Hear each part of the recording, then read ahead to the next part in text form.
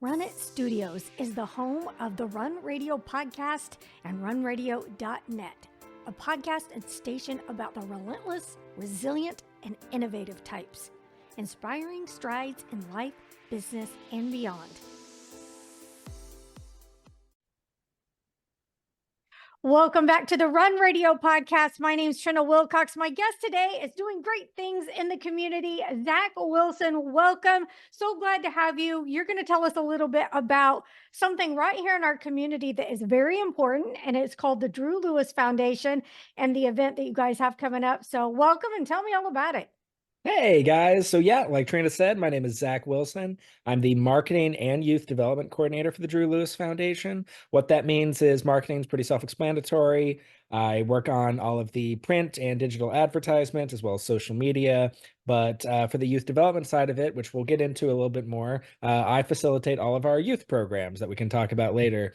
But the Drew Lewis Foundation, let's talk about it. Yeah. So the Drew Lewis Foundation's been around for a little over 10 years now. Our mission statement is we empower, educate, and support underserved families through personalized coaching to increase their quality of life and build more resilient communities. Now, that sounds great, but what does that mean? Well, we do it primarily through our three main programs, or more like four. First off is our RISE program, which it's an acronym for Reaching Independence Through Support and Education. It's a series of classes we teach that cover everything from financial literacy, housing, mental health, food security, giving you all the tools necessary to reach those goals that you've set for yourself that you thought were unattainable until now. It is geared towards individuals that are tired of living paycheck to paycheck or would like help achieving goals that, again, like I said a little bit, they always thought might have been out of reach for them. Mm-hmm. That is then coupled with a program called Rise Kids, which I'm a little biased over because I facilitate over it. That is where on Thursday nights, after the community dinner that we serve every week to the general public, the adults go to Rise. I take their kiddos and into what is called Rise Kids, where I teach them all of the same principles that the adults are learning about, just on a more foundational level. Perfect example. If the adults are learning about setting up a portfolio or making sure to keep up with their mortgage, I'm teaching their kids the values of saving money or what a bank is. Or if it's a more mental health focused lesson for the adults, I'm teaching their kids, hey, it's okay to feel your feelings. Here is some constructive ways to do so and how to express yourself. With the idea being that poverty, it's not only cyclical, but it's generational as well. So on the car ride home, or once they get home and their parents are talking about what they learned, kids already got a pretty good idea about, assuming I do my job right, the kids already have a pretty, but kids have already a pretty good idea of what their parents are talking about, which sets them up for success and at least being more well-rounded later on in life. That's really cool. What's it like when those kids are in your classroom? I'm sure they're soaking this up. So, well, okay. So I'll be 100% honest with you. Some of the kids, this is like their third or fourth venue that they've been to today, whether it's school, grandma and grandpa's, a boys and girls club, or some sort of after school program. So I usually get them at the tail end of their day. So especially for some of the kids that have been through some stuff in their life, I'm not always, at least at the start, their favorite person. I unfortunately, I'm a little much sometimes, a little too excitable. So when they're already tired and exhausted for the day, having some long-haired dude, I know with the hair up, it doesn't look like it, but some long-haired dude just be super excited to teach them about setting boundaries. It takes a little bit to build a rapport. But once I do, something that really drives me to continue this job, besides the fact that I absolutely love it, is to see the difference that the work has. And, not all the kids, because the kids that we work with range anywhere from 4 all the way to 17. And so some classes resonate more with certain kids than they do with others.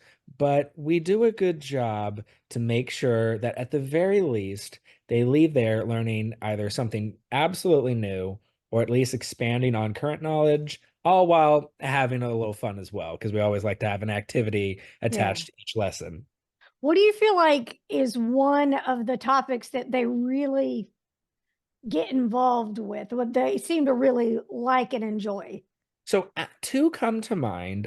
Number one is actually more of the financial literacy stuff because Mm.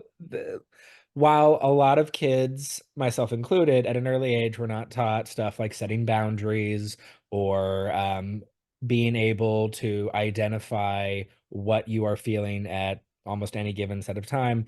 Um, there we At an early age we do learn at least some behavioral and kind of abstract mental health lessons so that we're at least knowledgeable about the different emotions. Financial literacy, however, we don't really learn about until a much younger age. So for the especially the younger kids, about 6 to 9, they actually really enjoy learning about like, hey, how would I go about when I get older opening up a bank account, or what does it look like when I write a check? Like the fact that you could say at 9 to 10 years old that you know how to write a check, I mean, they're pretty stoked by it.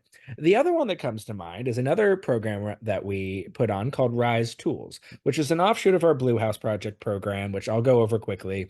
That is our affordable housing initiative, where we purchase and renovate old, falling apart homes in the Grant Beach neighborhood, renovate them from the inside out to make them not only livable, but welcoming. We then sell it back at a significant discount, our cost, to qualifying Rise families. If none of our Rise members qualify at the time, we then sell it back at market value to members of the community, but never a landlord that might take advantage of the new property. And then we stick with that family if it's a qualifying Rise family for a set period, and we have first right of refusal if they choose to move. But we stick with them to not just thrust them into home ownership and in case that they still need a little bit of not necessarily support, but education and anything they might need. And then after that, they are the sole homeowners. So it's a very unique path to home ownership, which is really what it's all about, is creating confident homeowners that a lot of people, especially in North Springfield, couldn't normally afford. So with all that, we also have a kids program attached to that called Rise Tools, which I facilitate over and help write the curriculum. And then members of our Blue House Project crew, who are expert craftsmen and construction workers, uh, teach kids from Rise Kids, 4 per cohort. It's 6 weeks, and they meet every Thursday from 5:30 to 7. And they teach them the principles of trades work. So that includes tool safety, creating a materials list, actually building projects. We always couple each cohort with a guest speaker. So last cohort, we had someone from Paragon Architecture come talk about architecture, and the activity was the kids built an international cityscape. And then finally, after the first 5 weeks, the final week, they actually go in with the BHP crew and do some minor work on some Blue House Project homes that that a family will one day live in. So, when we first started it, we figured, yeah, it'll be cool. Some kids, it'll be kind of like wood shop, right? The kids will be interested, but it'll be a fun class. But the reception has been incredible to the point that we're planning on in the next cohort or two actually opening it up to the public because we had such great reception. The kids absolutely eat it up. I mean, when you really think about it, it kind of makes sense, right? Yeah. Building with their hands, and they get to take what they made home with them. And then at the very end of the class, all of the tools that we provided for them, they actually get to keep.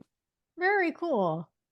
Very cool. That's I feel like that's stuff that you don't necessarily get taught in school, maybe can lay the groundwork for a neat career path and all kinds of neat Mhm. opportunities there. And that's honestly part of the idea, is that we're adding on to the curriculum that they already learned. We're not trying to retouch on every single thing that they Yeah. learned in school because that would be a lot. And instead, this is more of an accessory to that. So, how have you seen things change with your time there with these programs coming through and developing? So I have been with the Drew Lewis Foundation a little over 3 years now, and it has grown more so than I ever thought possible. Reason I say that is when I first joined, they were coming just out of COVID. So they weren't doing the community dinners because it was still not safe to do so. Everybody was still masking and social distancing was still heavily enforced. So I could tell by just the first few weeks that it was kind of a crazy period for them. The event that we were actually about to talk about, Fashion Forward, it was held virtually that year because, with social distancing and making sure everybody's safe, we still wanted to raise money to help send kids back to school in style, but still make sure everybody was safe. So the alternative to having an in-person event, they actually had to pivot to do virtually, which was a lot of fun, if I can be honest with you. It was a very unique challenge that I think we rose to the occasion of. We held a little bit of a kind of a QVC anchor sort of deal. So it was myself and another coworker of mine that was part of a live stream. And then we showed pre-recorded videos that families would send us of the kids in their back to school clothes that we bought them through the fundraising of Fashion Forward.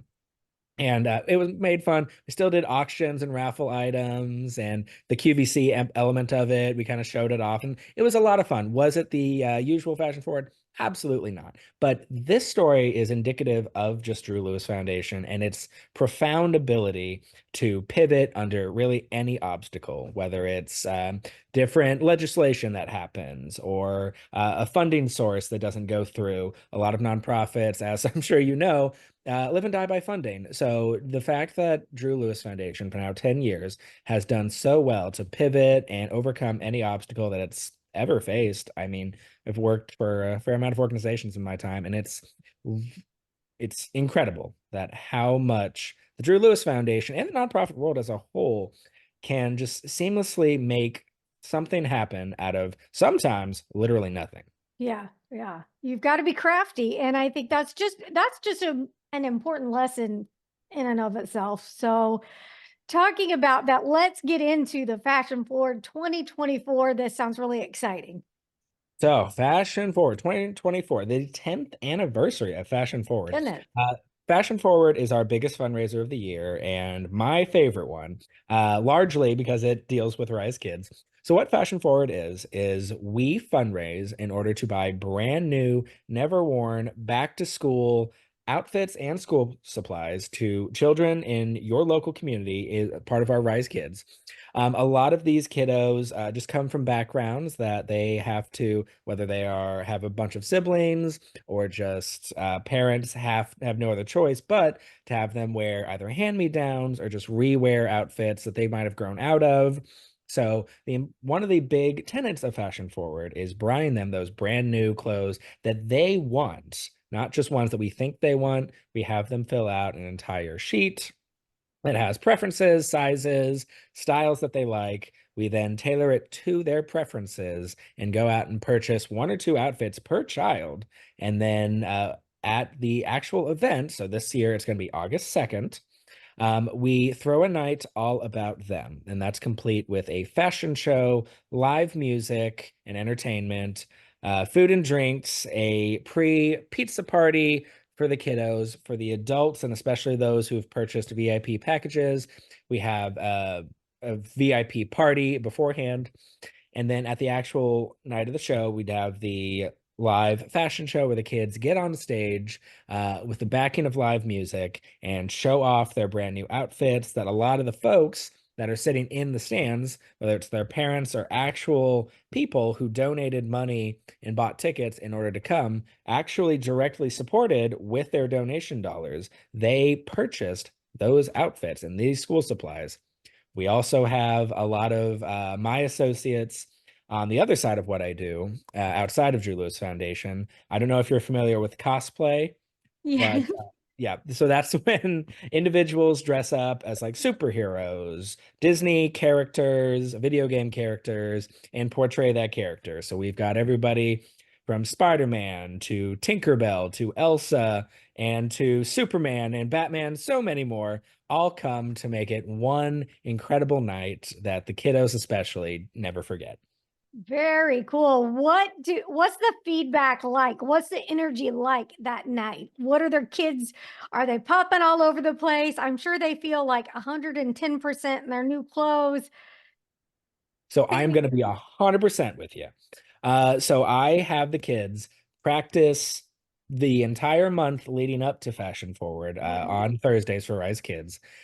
And it helps. It makes sure that they know kind of like what they're getting into, but the night of, I see my students flip into two emotional states. The initial emotional state, they are super nervous. Like, yeah, they're having fun. They've just got some pizza and some soda, and they're hanging out with superheroes and Disney princesses. But when it's go time, they are at least lining up pretty nervous. And that's Yeah. totally understandable. Yeah. The Yeah. all of the professional lighting, the draping, the huge crowds that we fit into the Fairbanks, it can be a lot. Yeah. And, just practicing in an empty gym does not really prepare you for the actual night. But thankfully, we have incredible volunteers. The cosplayers even sometimes walk kids on stage if they're a little bit more nervous.